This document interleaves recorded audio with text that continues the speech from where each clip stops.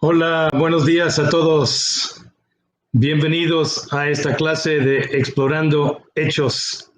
Gracias por acompañarnos. Ya hoy vamos a empezar a marchar un poquito más rápido, empezando con el capítulo 3. Ahí vamos a ver la iglesia en Jerusalén, que está experimentando un crecimiento explosivo, dramático, al mismo tiempo que una persecución creciente. Parte de la plática que estábamos teniendo acerca de cómo pudo haberse bautizado un grupo tan grande de 3,000 personas en la ciudad de Jerusalén.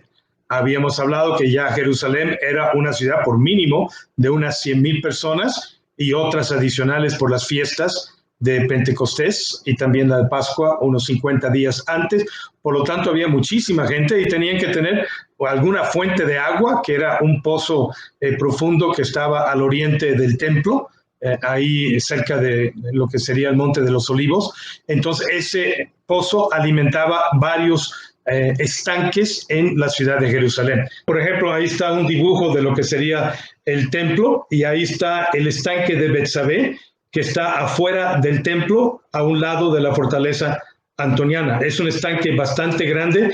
Yo tuve el privilegio de visitar a Israel 2 veces, en el año 2012 y 2013, y visité el estanque de Bethesda, entre otros, y es enorme. Ahí todavía se puede ver los remanentes y todavía en lo más profundo todavía hay agua. En los días de Jesús probablemente esto estaba lleno de agua. Entonces, era un estanque enorme. Ahí mismo los 3,000 se pudieran haber bautizado, si no es que se distribuyeron entre los diferentes estanques que tuvimos ahí. Ahí ven la foto mía con mi esposa y la señora Oñate, que estuvieron acompañándonos en ese viaje. Muy bien. Entonces, vamos a ver ahora lo que sería la iglesia creciendo dramáticamente al mismo tiempo que está experimentando una persecución creciente. Ahora, después de haber visto todo lo que es el fundamento, ahora vamos a construir arriba. Todo lo que vamos a ver de Hechos 3 en adelante, hasta el capítulo 8, versículo 3, sucede prácticamente todo en la ciudad de Jerusalén. Con la excepción de un ministerio que viene después, realmente todo viene desde Hechos 3.1 hasta Hechos 8.3, todo sucede en Jerusalén, cumpliendo la etapa de Hechos 1.8, que cuando recibiréis poder, cuando reciban poder, van a ser mis testigos en Jerusalén, Judea, Samaria, hasta el último de la tierra. Todavía estamos en la primera parte, fase 1, en la ciudad de Jerusalén. El apóstol que más se menciona en esta sección de Hechos, obviamente, es el apóstol Pedro. 24 veces se menciona, y en segundo lugar, en compañía de vez en cuando con el apóstol Juan, el que amaba a Jesús, se dice. Aunque Pedro está mencionando varias veces y está activo, sí se menciona otras veces en el libro de Hechos. 29 veces de Hechos 9 en adelante, pero ya no toma la figura protagónica que toma en los capítulos 3 al capítulo 8. Es en donde es más fuerte el ministerio de Pedro, y después somos introducidos a Saulo al final del capítulo 7, principio del capítulo 8. Entonces vamos a ver la parte de la iglesia y la persecución creciente. Hechos 3.1 a Hechos 8.3. Primero vamos a ver la parte de una iglesia creciente. En Hechos 3 a Hechos 8 podemos ver varias de las características que se mencionaron en Hechos 2, reflejada en una manera mucho más específica y mucho más impactante en la historia de la iglesia en Jerusalén. De acuerdo a Hechos 2, perseveraban en las enseñanzas de los apóstoles, perseveraban en la comunión los unos con los otros, perseveraban en la oración, celebraban la mesa del Señor, debido a sus características y ministerios, causaron temor, reverencia, respeto, tenían favor con la gente. Era una iglesia de milagros, de generosidad, de alabanza, de oración, y al mismo tiempo que era una iglesia grande, también se comportaba como una iglesia chica, como vamos a ver. En resumen, una iglesia creciente e impactante. Una característica de la primera iglesia en Jerusalén fue precisamente ese crecimiento dramático tan rápido. En Hechos 2 iniciamos con 120 y terminamos Hechos 2 con a lo menos 3,120. 3,000 creyentes bautizados en un solo día. De tal manera que Hechos 3 empieza con una iglesia bastante grande que realmente creció en un solo día de 120 a 3,120. En Hechos, el capítulo 4, versículo 4, nos menciona lo siguiente. Hechos 4, 4. Muchos de los que oyeron el mensaje creyeron, y el número de estos, contando solo a los hombres, no a los niños ni a las mujeres, llegaba a unos 5,000, semejante a cómo se contó el milagro de los 5,000, igualmente los hombres, sin contar las mujeres y los niños. Así que probablemente eran muchos más, no hay manera ahí de determinar cuántos, pero eran 5,000 hombres.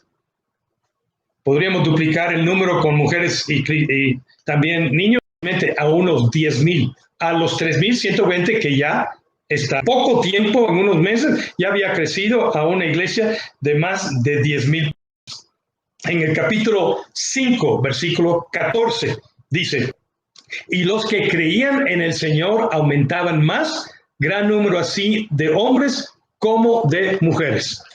En Hechos, el capítulo 6, versículo 1, tenemos en aquellos días como creciera el número de los discípulos. No mencionan ya números porque son tantos que no pueden contarlos, me imagino. Y después en el capítulo 6, versículo 7 dice: y la palabra de Dios se difundía. 6, 7. El número de los discípulos aumentaba considerablemente en Jerusalén, e incluso añade, muchos sacerdotes obedecían a la fe. O sea, no solamente judíos creyentes, sino judíos sacerdotes creyentes. Ahora está penetrando el evangelio a la nobleza de Jerusalén y al sacerdocio, al ministerio levítico del templo. Esto debe de haber causado un alboroto en el Sanedrín, concilio gobernante de los judíos de la ciudad de Jerusalén, preocupados por su autoridad y por su poder. Y yo calculo fácilmente, dentro de un par de años, esta iglesia creció para llegar a un número de entre 20 a 30,000 personas. O sea, en los capítulos 3 al 8, la iglesia prácticamente de 3,000 subió quizás a 30,000. 10 veces se duplicó. Eso es un porcentaje bastante alto de crecimiento que cualquier iglesia hoy en día quisiera tener debido al Espíritu Santo, su obra, y también el ministerio de los apóstoles inspirados por el Espíritu de Dios, dándoles poder, fortaleza, habilidad para poder ser los instrumentos de Dios para guiar y organizar este crecimiento. Ahora también tenemos que hablar de la iglesia perseguida. Igualmente de Hechos 3:1 a 8:3. Igualmente que está creciendo la iglesia en una manera dramática, al mismo tiempo está creciendo la persecución. La pequeña crítica que tuvimos en Hechos 2, esa semilla de que no estaban contentos cuando se burlaban de lo que estaba sucediendo en el día de Pentecostés, de esa semilla crece a toda una ola que casi destruye la iglesia en Jerusalén en el capítulo 8. Pero ahí vamos a estar viendo cómo está sucediendo esto. Al principio, la persecución se concentra en Pedro y Juan, que eran aparentemente los que estaban promoviendo más el evangelio y eran los más visibles de los apóstoles y son los que se mencionan prácticamente en estos capítulos. Los demás no son mencionados en estos. Entonces, está experimentando una persecución creciente. Dice en el capítulo 4, versículo 1, cuando Pedro otra vez predica después del milagro del capítulo 3, hablando ellos al pueblo, vinieron sobre ellos los sacerdotes con el jefe de la guardia, Hechos 4, 1, del templo, y los saduceos, resentidos de que enseñasen al pueblo y anunciase en Jesús la resurrección de entre los muertos, les echaron mano, los pusieron en la cárcel hasta el día siguiente porque ya era tarde. En esta ocasión se presentan ante el Sanedrín, que se oponían. ¿Y por qué se oponían? En el versículo 18 del capítulo 4, ahí se menciona específicamente y llamándolos a Pedro y Juan, les intimaron que en ninguna manera hablasen ni enseñasen en el nombre de Jesús. O sea, no querían que hablaran de Jesús, no querían que hablaran de su muerte, no querían que hablaran acerca de su resurrección, no querían que hablaran acerca de sus enseñanzas, porque para ellos representaba una amenaza a su autoridad e influencia, porque veían los miles de convertidos y las señales. En otras palabras, tenían miedo. Pedro y Juan valientemente respondieron, diciéndoles, juzgad si es justo delante de Dios obedecer a vosotros antes que a Dios. No tuvieron miedo, porque no podemos dejar de decir lo que hemos visto y vivido. Lo vimos, lo escuchamos. Si ustedes quieren ignorarlo, nosotros no, lo vamos a proclamar. Ellos entonces los amenazaron, pero los soltaron por miedo al pueblo. Versículo 21. No hallaron ningún modo de castigarle, Hechos 4, 21, por causa del pueblo. O sea, tenían favor para con el pueblo. Había temor en el pueblo, a lo menos respeto, si no todos tenían fe. Había respeto y temor de lo que Dios estaba haciendo. Por tanto, por miedo al pueblo no querían actuar en una forma muy agresiva, porque todos glorificaban a Dios por lo que se había hecho, especialmente empezando por el milagro en el capítulo 3. Ya que el hombre en quien se había hecho este milagro de sanidad tenía más de 40 años con esta enfermedad. Entonces era algo público, diariamente iba a la puerta hermosa para mendigar, para pedir limosnas, para ayudarse, alimentarse. Entonces era un personaje conocidísimo, como que esa era su esquina, y ahí pasaban todas las personas y algunos le ayudaban. Entonces no podía negar que esto sucedió, por lo tanto los amenazaron, ya no prediquen el nombre de Jesús, y los soltaron. Debido al crecimiento y los milagros, tenían este miedo de ellos. Versículo 17 del capítulo 5. Entonces levantándose el sumo sacerdote y todos los que estaban con él, esto es la secta de los saduceos, que parece eran los que más se oponían, se llenaron de celos y eran los que tenían el dinero. Y echaron mano a los apóstoles y otra vez, en el capítulo 5, lo ponen en la cárcel. Esta vez la cárcel pública menciona. En la primera ocasión, Dios intervino para que las autoridades mismas, sin intervención divina, los soltaron. En esta ocasión, debido a la presión y creo que a la intención de mantenerlos en la cárcel, Dios los saca. En el capítulo 5, versículo 19, dice, un ángel del Señor, abriendo de noche las puertas de la cárcel y sacándolos, dijo, id, y puestos en pie, van al templo, no se esconden, anunciad al pueblo todas las palabras de esta vida. Habiendo oído esto, entraron de mañana en el templo y otra vez empezaron a enseñar. Y a sorpresa de las autoridades, cuando mandaron por Pedro y por Juan ahí en la cárcel, los que se cuidaban la cárcel, ahí encontraron que no estaban, tuvieron que reportar con mucha pena que no estaban en la cárcel. Entonces tuvieron que ir nuevamente por ellos. Y el versículo 25 nos dice aquí lo que predicaron. He aquí, los varones que pusiste, bueno, los que eran encargados de la cárcel, los varones que pusiste en la cárcel están en el templo y enseñan al pueblo. Entonces fue el jefe de la guardia con los alguaciles otra vez al templo y los trajo sin violencia, porque temían ser apedrados por el pueblo. Tenían tanto favor y la gente estaba tan contenta, la gente, las multitudes, no tanto las autoridades, que tenían temor de ser violentos con los apóstoles Pedro y Juan, y van y lo traen nuevamente. Cuando los trajeron, en el versículo 27 del capítulo 5, los presentaron en el concilio, y el sumo sacerdote les preguntó diciendo, ¿no os mandamos estrictamente que no enseñaran en ese nombre? Les amenazamos. ¿Por qué continuaron enseñando? Y ahora habéis llenado a Jerusalén de vuestra doctrina. O sea, rápidamente se expandió. Y queréis echar sobre nosotros, porque predicaban de la muerte de Jesús y su resurrección, y en la muerte decían, ustedes fueron los culpables, ustedes demandaron la sangre sobre ustedes y sus hijos, la próxima generación. Toda la humanidad es responsable, pero ustedes fueron los que pidieron y clamaron su sangre y su muerte a los romanos. Ellos fueron los que físicamente, legalmente lo crucificaron y lo mataron, pero ustedes estaban ahí al pie, fueron los autores intelectuales en un sentido. Y no les gustó para nada eso.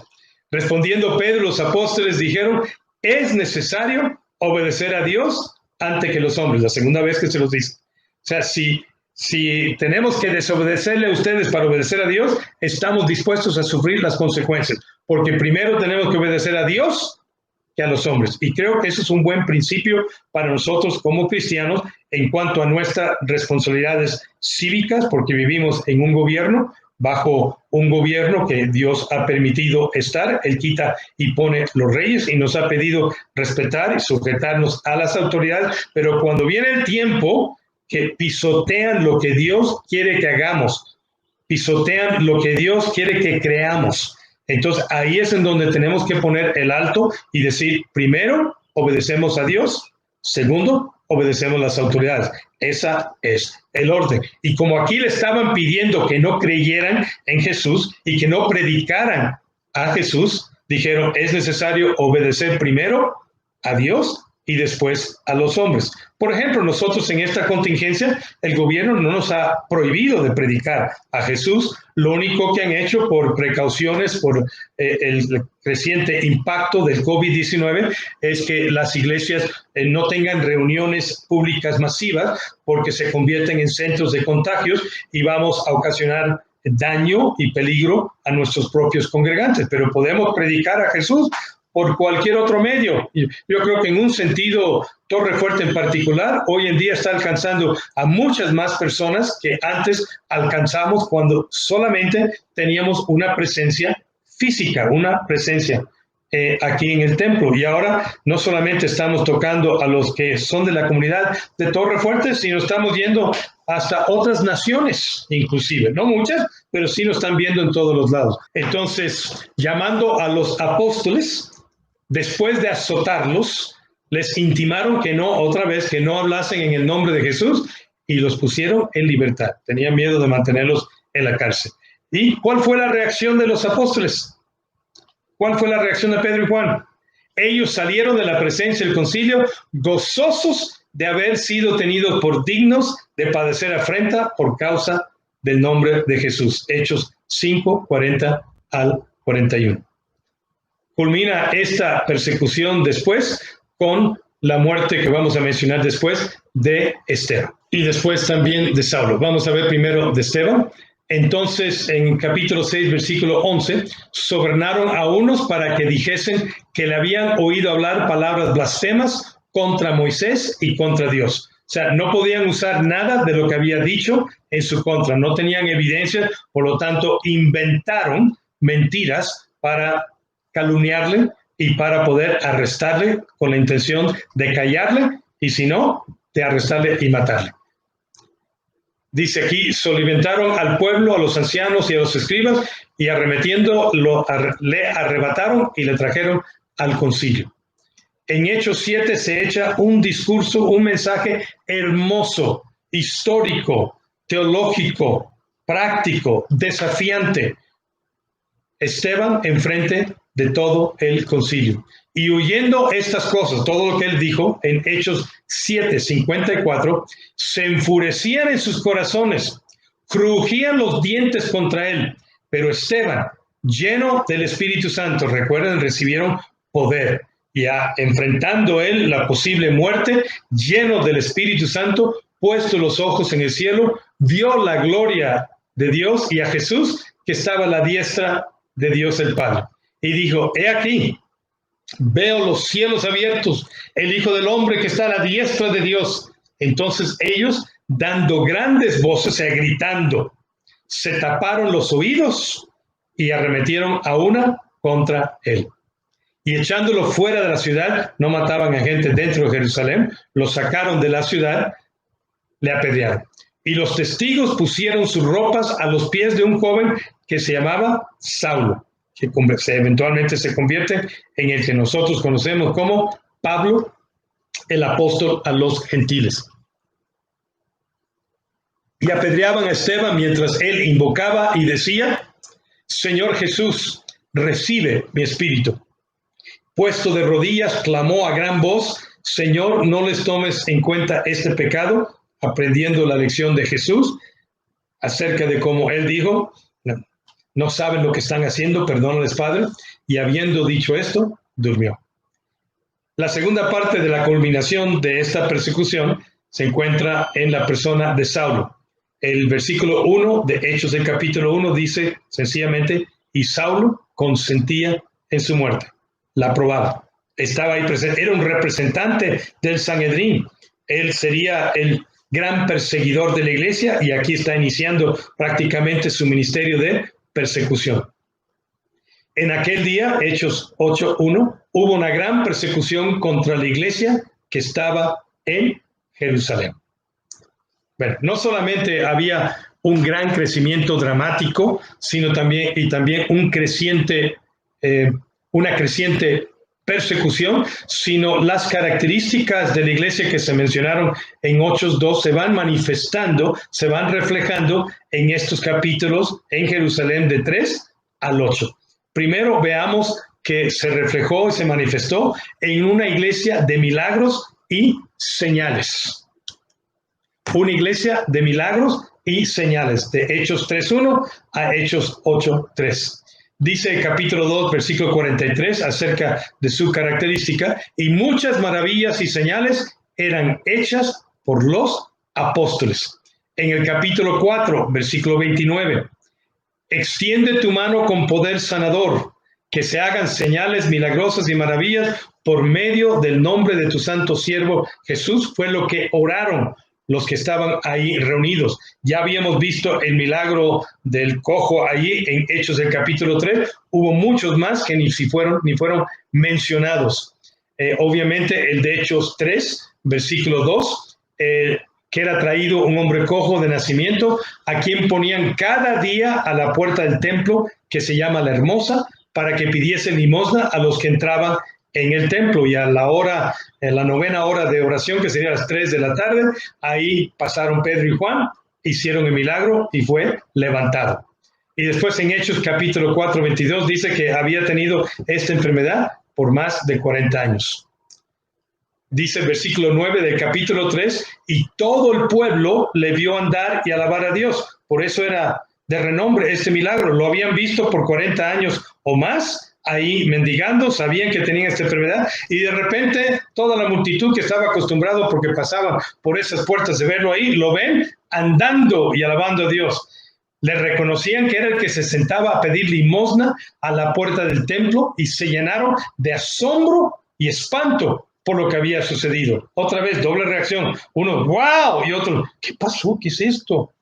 No sabían cómo tomar la noticia. Era fuera de su experiencia.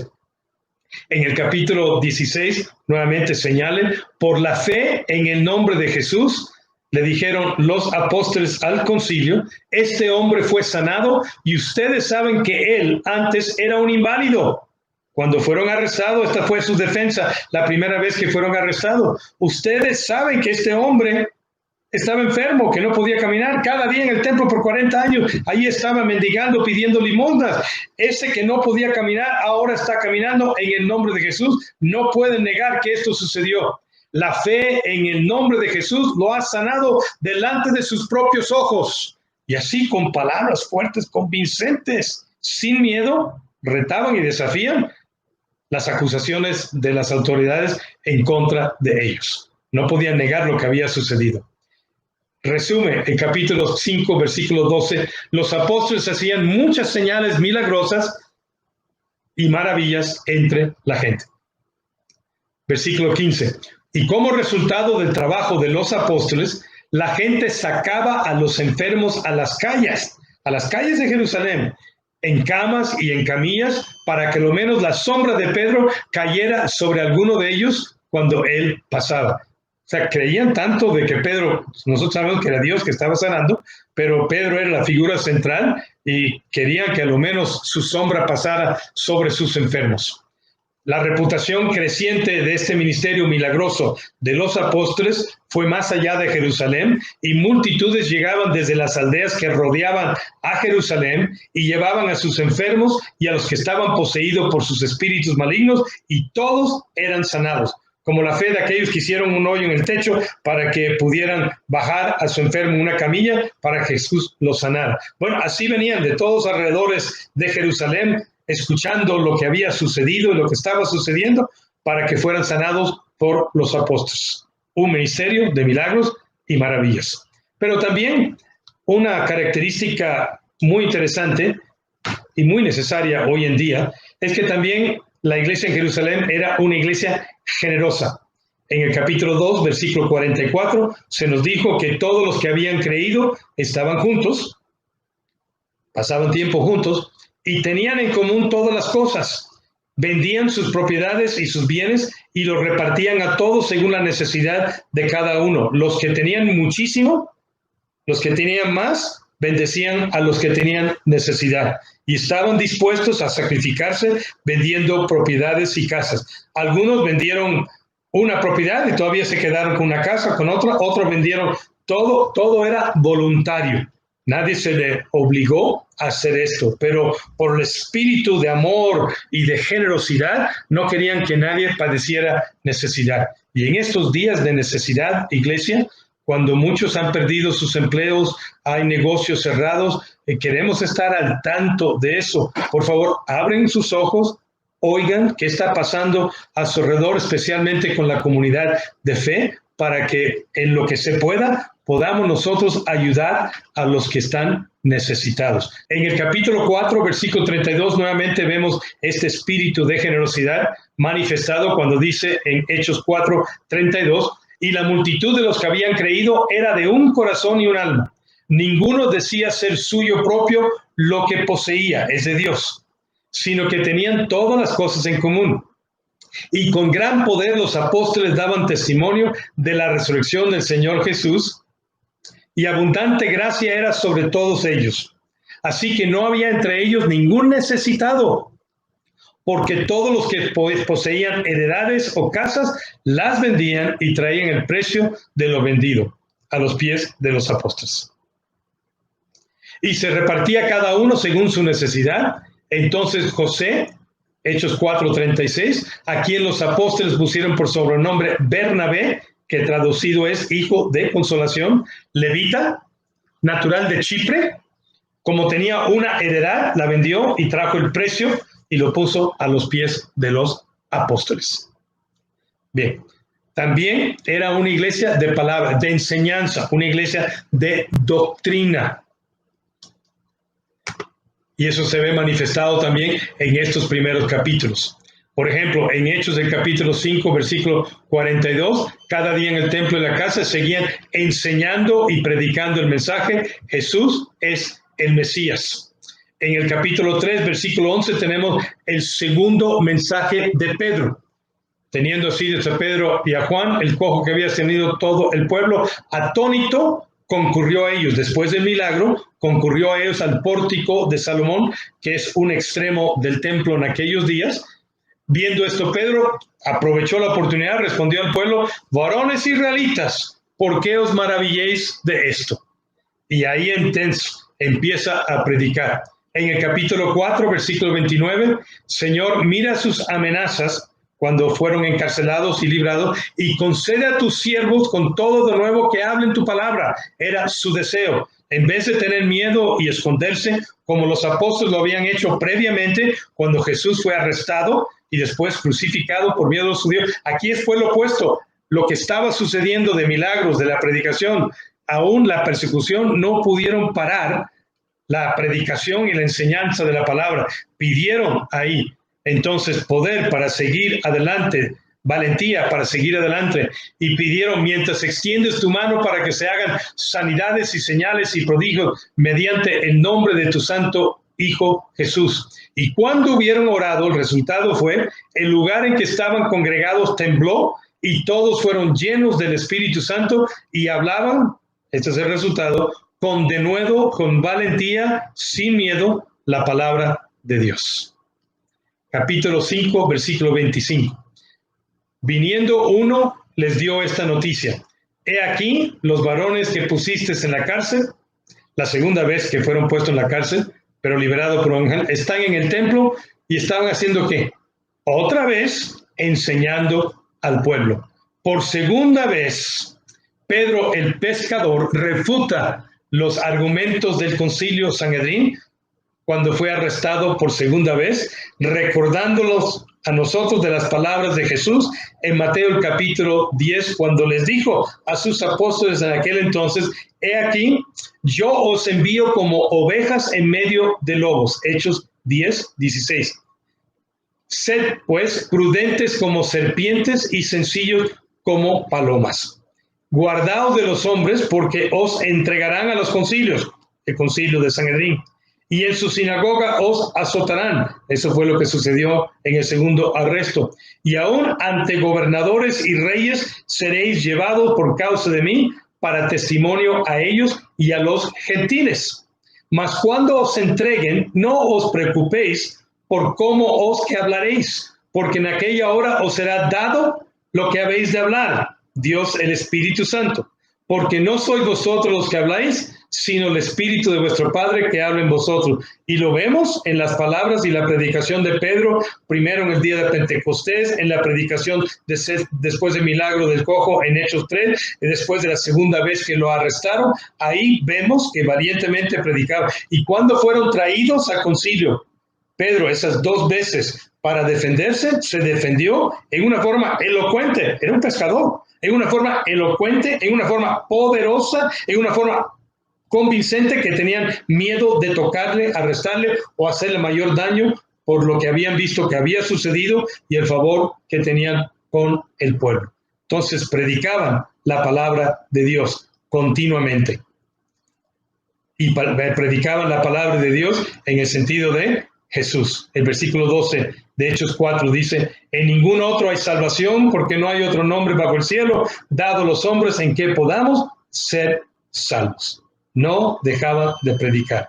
Entonces en el versículo 13 del capítulo 4, viendo el denuedo de Pedro y de Juan, sabiendo que eran hombres sin letras y de vulgo, se maravillaban, cumpliéndose lo de Mateo el capítulo 10. Reconocían que había estado con Jesús. Qué bonito testimonio de que alguien diga de nosotros: esta persona ha estado con Jesús, o esta persona sigue a Jesús, esta persona cree en Jesús, esta persona sirve a Jesús. Y viendo al hombre que había sido sanado, que estaba en pie con ellos, no podían decir nada en su contra.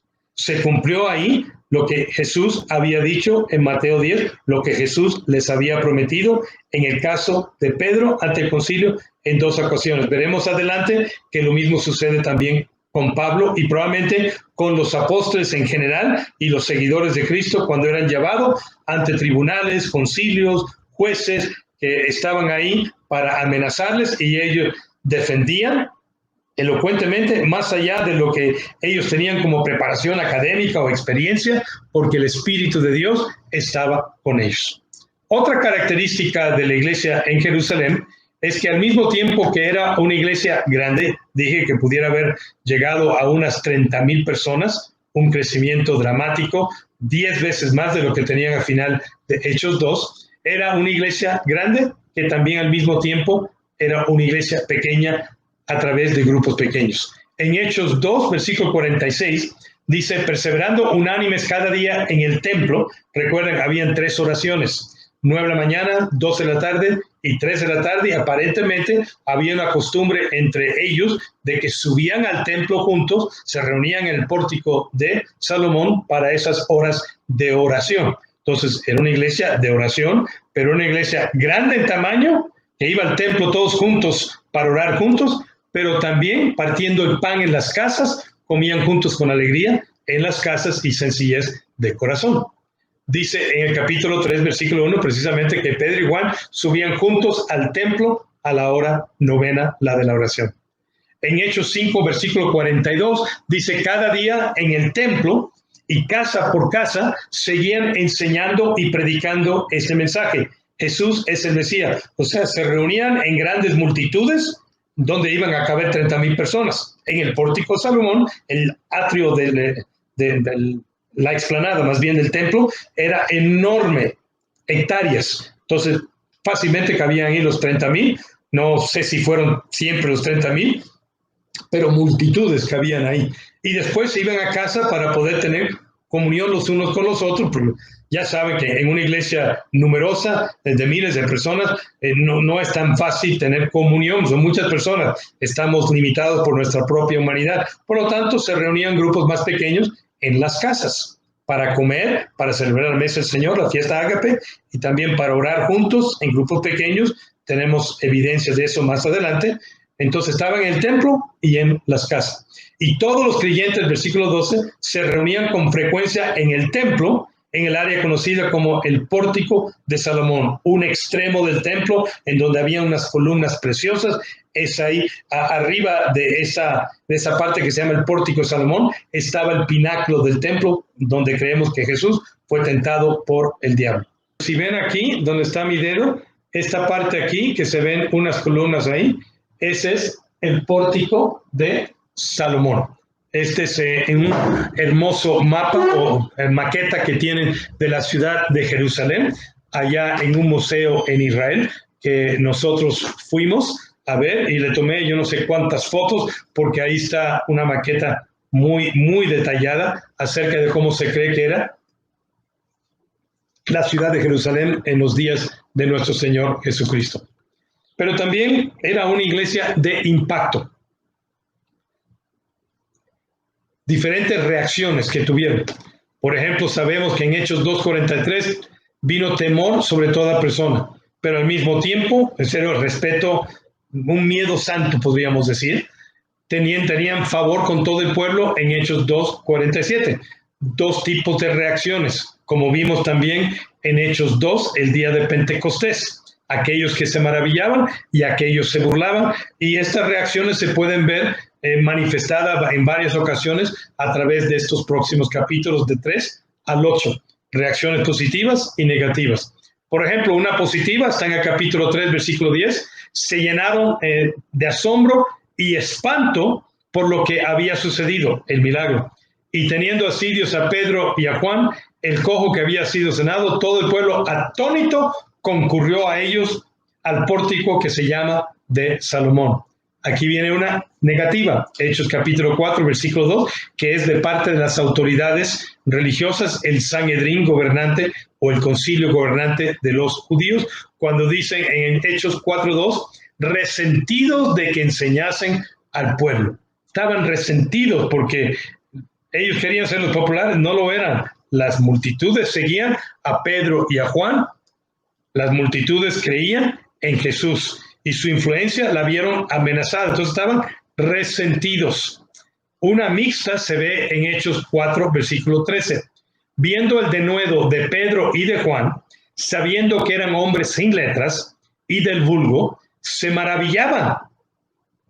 Reconocían que había estado con Jesús y viendo al hombre que había sido sanado, que estaba en pie contra ellos, no podían decir nada contra ellos. O sea, no estaban convencidos, pero tampoco no podían hacer nada. Otra positiva se encuentra en Hechos 4:21. Después que los amenazaron, los soltaron, no hallando ningún modo de castigarles, por causa del pueblo, y aquí estaba la reacción del pueblo, porque todos glorificaban a Dios por lo que se había hecho, el milagro del cojo, en Hechos del capítulo 3. Entonces había una multitud que se maravillaba y glorificaba a Dios, y en el otro lado estaba el concilio gobernante Sanedrín, que estaban resentidos, enojados, como vamos a después ver, también celosos. Cuando sucedió de Ananías y Zafira, vino un gran temor sobre la iglesia en Hechos del capítulo 5, que veremos más adelante. Una mixta se encuentra en el capítulo 5, versículo 12, cuando dice, por la mano de los apóstoles se hacían muchas señales y estaban todos unánimes en el pórtico de Salomón. De los demás, ninguno se atrevía a juntarse con ellos. O sea, muchos de lejitos se maravillaban, decían gloria a Dios, pero no querían reunirse con ellos por miedo a lo que pudiera suceder, a las decisiones del Sanedrín en contra de ellos. No querían ir a la cárcel, mas el pueblo los alababa grandemente. Otra negativa en Hechos 5:17 de parte del Sanedrín. Entonces, levantándose el sumo sacerdote y todos los que estaban con él, esto es, la secta de los saduceos, se llenaron de celos. Pedro y Juan tenían las multitudes y ellos no. Entonces, estaban resentidos, estaban enojados, se llenaron de celos, todas actitudes negativas. Entonces, el jefe de los alguaciles de la guardia del templo los trajo sin violencia porque temían ser apedrados. O sea, esto no sé si es bueno o mala, pero sí tenían una reacción, tenían temor de las multitudes que les hicieran algo porque tenía la iglesia a favor con el pueblo. Negativa, versículo 33 de Hechos 5, ellos oyendo esto se enfurecían y querían matarlos. Esa fue la reacción del Sanedrín. Ya más arriba de resentimiento y celos, querían matarlos. Otra vez, ahora con Esteban, en el capítulo 7, versículo 54, oyendo estas cosas, se enfurecían en sus corazones, crujían los dientes, literalmente, contra él. Entonces, era una iglesia de gran impacto positivo en la mayor parte, un impacto negativo principalmente en las autoridades religiosas. Ahora, en el tiempo que tenemos, vamos a ver el incidente que mencioné hace un ratito de Ananías y Zafira. Un incidente que causó gran impacto, que se describe en Hechos, el capítulo 5, versículos 1 al 11. Es el caso de Ananías y Zafira. Ahora, recuerden el contexto. Muchos estaban vendiendo propiedades, heredades, casas, para ayudar al prójimo, para que nadie tuviera necesidad. Entonces había un espíritu de generosidad. Bernabé fue uno de los que vendió. Y estos, yo creo que motivados, uno, por querer ayudar, pero también motivados por no querer dar todo. Esto no era obligatorio, el dar o el vender las casas. No era obligatorio, pero era un acto voluntario. Pero dice Pedro en el versículo 4, la decisión de vender o no la propiedad fue tuya. Y después de venderla, el dinero también era tuyo para regalar o no. Se explica a Ananías, al esposo, tú no tenías que vender la propiedad. Y si vendías la propiedad, tú podías quedarte con el dinero de la venta, no era obligatorio darlo. O pudieras haber dado una parte y quedarte con otra parte. O dar un diezmo y quedarte con el 90%. Era tu decisión, Ananías. No tenías que mentir, era tu decisión. Ananías y su esposa Zafira creo que querían tenerlo todo. Querían tener el favor del pueblo, decir, ay, mira qué hermanos tan generosos, vendieron sus propiedades y nos dieron todo el dinero, pero al mismo tiempo querían tener dinero. Ya no querían deshacerse de todos. Por lo tanto, queriendo hacer las dos cosas, se rebajaron a mentir. Por alguna razón que no podemos conocer, sí podemos especular, pero que no se menciona aquí específicamente, Ananías y Zafira vendieron una propiedad y entregaron un dinero y dejaron entender que ese dinero representaba el precio total de la venta de la propiedad, que no era cierto. Y lo confronta después Pedro. Había cierto hombre llamado Ananías, quien junto con su esposa Zafira, en Hechos 5:1, vendió una propiedad, quizás tenían varias, pero vendió una, y llevó solo una parte del dinero a los apóstoles, pero afirmó que era la suma total de la venta, o sea, mintió. Lo vendió en 10,000 pesos y solamente estaba entregando una parte de los 10,000 pesos. Con el resto se quedó. Con el consentimiento de su esposo, estaban en común acuerdo, se quedó con el resto. En alguna manera esta mentira llegó a los oídos del apóstol Pedro, o el Espíritu Santo se lo hizo saber, y confrontó primero a Ananías, el esposo. Fue el primero que estaba en casa. Pedro dijo a Ananías, ¿por qué has permitido que Satanás llenara tu corazón? Le mentiste al Espíritu Santo y te quedaste con una parte del dinero. ¿Cómo pudiste hacer algo así? No nos mentiste a nosotros, sino a Dios. Muy importante comparar el versículo 3, que habla que le mentiste al Espíritu Santo, con el versículo 4, que le mentiste a Dios. O sea, ahí es evidencia que Dios, que el Espíritu Santo es Dios. Primer resultado, en cuanto Ananías oyó estas palabras, cayó al suelo y murió. Todos los que se enteraron de lo que sucedido quedaron aterrados. Después unos muchachos lo levantaron, le envolvieron una sábana, lo sacaron y lo enterraron. Segunda confrontación. Después que murió Ananías, regresa la esposa Zafira. Como 3 horas más tarde entró su esposa sin saber lo que había pasado y Pedro le pregunta, le da oportunidad de arrepentirse, pedir perdón. ¿Fue todo el dinero que tú y tu esposo recibieron por la venta de su terreno? Y ella contestó, sí, eso fue el precio total.